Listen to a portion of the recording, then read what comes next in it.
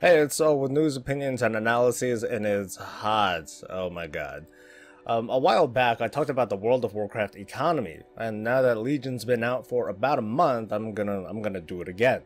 For the purpose of making my thoughts a bit more clear and organized in today's video, I'm gonna read off a script sort of on and off, so bear with me if I start looking or sounding obvious. Today I'm going to talk about some of the exciting and kind of frightening things that have happened over the past month, thanks to a few fundamental things that have happened.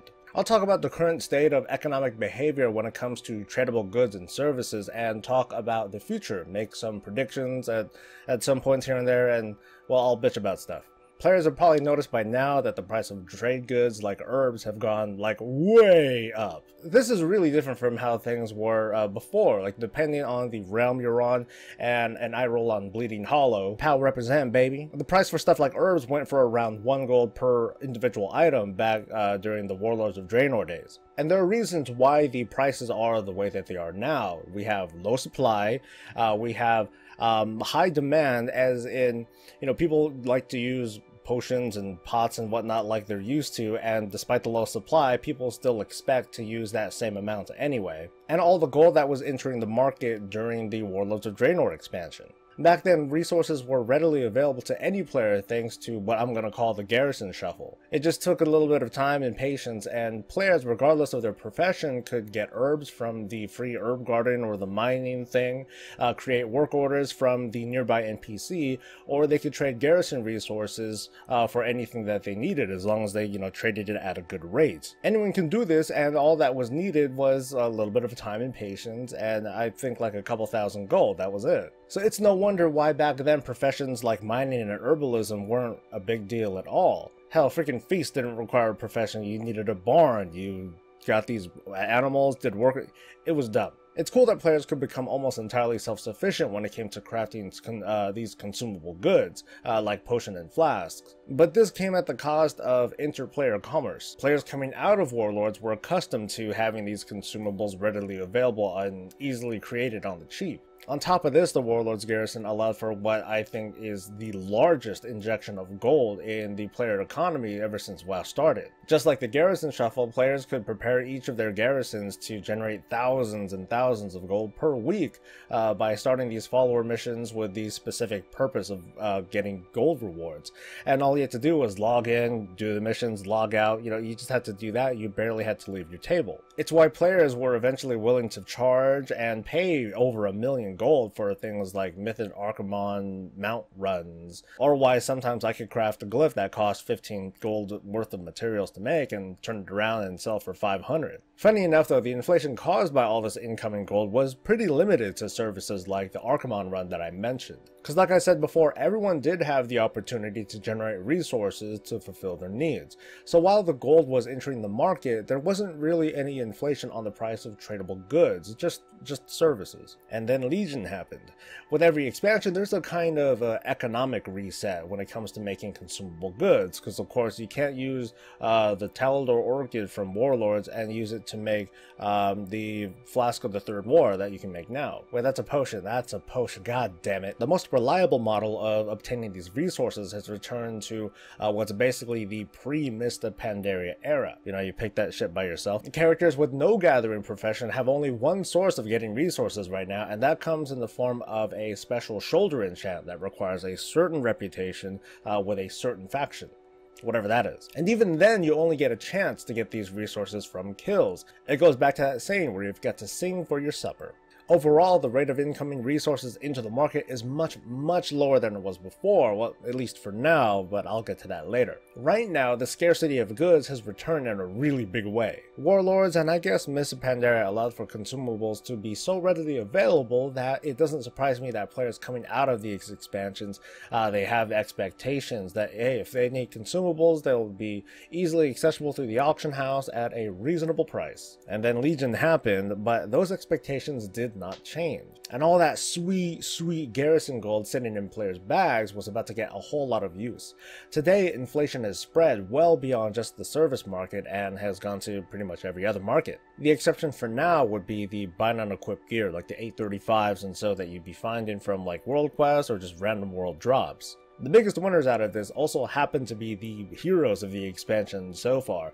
It's all the herbalists of the world. Without even going to the cost of these goods, there's a lot of goods that go into each raider. Every pull, every wipe, you gotta think about every feast that you're laying down, every potion that you're popping, maybe twice in a fight, and every flask that you're popping depending on how long your raid night is. And of course there's the repair bills and what have you. The supply of goods has fluctuated really wildly on my realm, with basic stuff like foxflower going from anywhere between 10 gold and 70. It's pretty crazy. Of course, this depends on the demand of the realm at the time, so it's reasonable to see like the herbalists of the world just kind of starve the market around raid time, you know, whatever the dominant time is for your realm. Other winners would naturally be alchemists who, you know, at their maximum skill level, they can craft consumables at a, you know, with a lower resource cost than their counterparts. Armor crafting professions, I've got to say, are okay, but not quite as winning as the other professions, even though I was kind of bashing on them in an earlier video. I explained then the weakness of the professions was due to the item level cap of 850, which is readily overshadowed even now with the recent introduction of newer raids and keystone dungeons and other world quests. Because of that, Obliterum is undoubtedly going to lose value, and I'm sure it already has on most realms, since it's part of a closed system that fewer players will find desirable as the expansion goes on. This will limit the demand for ore and kind of limits the usefulness of ore to the jewel crafting profession, which I think is doing okay. It's easy to imagine the disappointment on a player's face when they replace their 850 helmet that they spent like 70 grand on materials to get, and then they replace it with an 865 Titan Forge thing from LFR or from a world quest. One interesting byproduct of this really big circulation of gold is the early presence of raid and even dungeon services. I don't know if people are really paying hundreds or thousands of gold for these carries through mythic dungeons and normal mode raids. The only evidence that I've seen include the post and trade that I'm seeing, so who knows, maybe someone's biting. Now let's take a look at the WoW token really quick.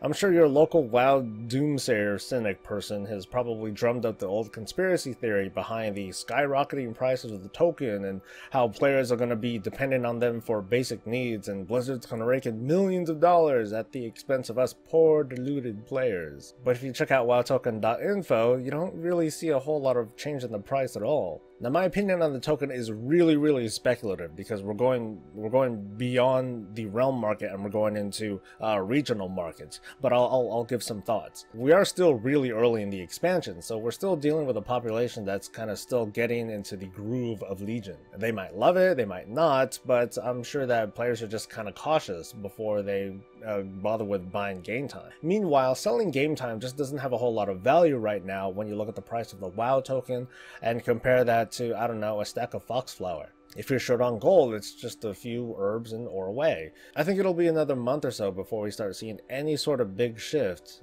in the price, if anything's going to happen. It's important to state that the premise behind the WoW token isn't to be a separate income stream for Blizzard. At least that's not the primary purpose, even though cynics would say otherwise. The WoW token is meant to initiate the cash for game time exchange that already occurs in the gray market. But more importantly, it helps facilitate the exchange of gold between players. And the current economic climate outside of the WoW token does a pretty damn good job of doing that already. I think that's why we haven't noticed very effective complaints about actual inflation, at least not the same way that I've noticed complaints about possible inflation. Players are just too busy being part of the commerce. But what's going to happen in patch 7.1? I'm going to talk about that for a little bit too. 7.1 is going to introduce a vendor that'll allow players to trade 1 Blood of Sargeras for 20 of any of the Legion crafting mats. The exceptions there is the Starlight Rose and the Leylight Shard, which 1 Blood will trade for 5 of those instead of 20. And the most rare gathering of resources, the Fellwarts and the Brimstone, Infernal Brimstone, those still are not purchasable. I can sort of get why this vendor is coming. Blood of Sargeras isn't going to have a whole lot of use by this time because, at least as far as data mined information goes, so you know, salt, whatever, the maximum item level of crafted gear is only going to go up to, it's only going to go up one more level to 855. So far. This means less blood overall is going to be consumed, while players still earn them from, say, dungeon bosses, whether they like it or not. What'll they use the blood for then? Well, this vendor is probably the answer. At the same time though, we have to think about what this NPC will impact regarding supply and demand. I have little doubt that the demand for resources will mostly stay the same throughout the expansion if we don't consider the number of subscribers and just kind of stick to what the relative levels of consumption is going to be. As for supply though, let's consider that there is a significant number of players who simply haven't used Blood of Sargeras, such as myself, and I have a few hundred. 300 or so blood makes for 5,000 of whatever the heck herb I want. So once this vendor is available, we can count on the price of trade goods to probably go a little wild. Independent crafters are going to rely a little bit less on the market, while enterprising players who are looking to flip their blood for gold are going to do it.